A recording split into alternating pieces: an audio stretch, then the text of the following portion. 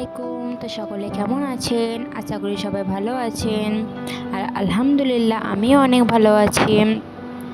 তো আজকে আমি বানাবো মালাই কুলফি। দুটো উপকরণ দিয়ে আমি খুব সহজভাবে রেসিপিটা তৈরি করে ফেলবো। তো চলুন কথা না বাড়িয়ে দেখে নেওয়া যাক আমি ঠিক কী উপকরণ দিয়ে মালাই কুলফিটা বানাই। Let's start.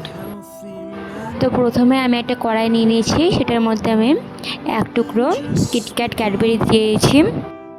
তারপর সেটির মধ্যে 10 টাকা প্যাকেট আমুল দুধ মানে গুঁড়ো দুধ আমি এর মধ্যে অ্যাড করে দিলাম।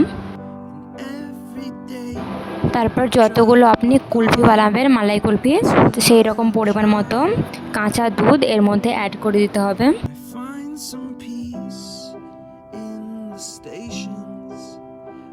তারপর 1 চামচ চিনি দিয়ে দিলাম।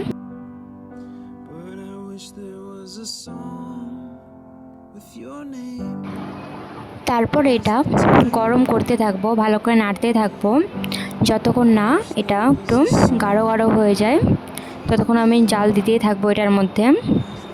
আর যদি আপনাদের ইচ্ছা হয় তো এর মধ্যে এলাচ দিতে পারেন, আমি এখানে দিইনি। এটা মানে কোনো একটা সেন্ট আসবে আইসক্রিমটার মধ্যে, কুলফিটার মধ্যে, তার জন্য দিতেও পারেন। আর চাইলে এটা স্কিপও করতে পারেন আপনাদের ইচ্ছা মতো। তো আমি এবার এটা ঢাকা দিয়ে রেখে দেব কিছুক্ষণের জন্য, ঠান্ডা হওয়ার জন্য। তো ঠান্ডা হয়ে যাওয়ার পর আমি আইসক্রিম তৈরি করার জন্য আমি কিনেছিলাম আইসক্রিম জার, সেটার মধ্যে আমি এগুলো ভরে দেব। তারপর সেটিকে 5 থেকে 6 ঘন্টার মতো ফ্রিজের মধ্যে রেখে দিলেই তৈরি আমাদের কুলফি।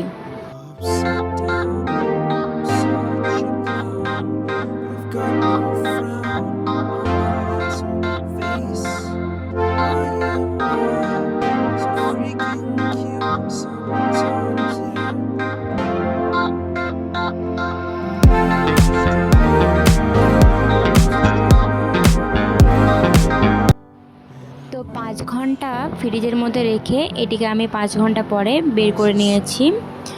5 ঘন্টা পরে বের করে নেওয়ার পরে দেখতে পাচ্ছেন, তো এগুলোকে বেশি চাপাচাপি করে খুলবো না, নইলে ওটা থেকে কুলফিটা বেরিয়ে চলে আসতে পারে।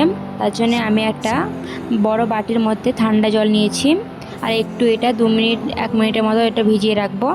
তাহলে এটা খুব সুন্দরভাবে আমাদের এটা কুলফিটা বেরিয়ে চলে আসবে। তো আজকে এই পর্যন্তই। যদি ভিডিওটি ভালো লেগে থাকে তাহলে একটা লাইক করে দেবেন, আর চ্যানেল নতুন হয়ে থাকলে চ্যানেলটি অবশ্যই সাবস্ক্রাইব করে দেবেন, আর ভালো লাগলে লাইক কমেন্ট শেয়ার করে দেবেন।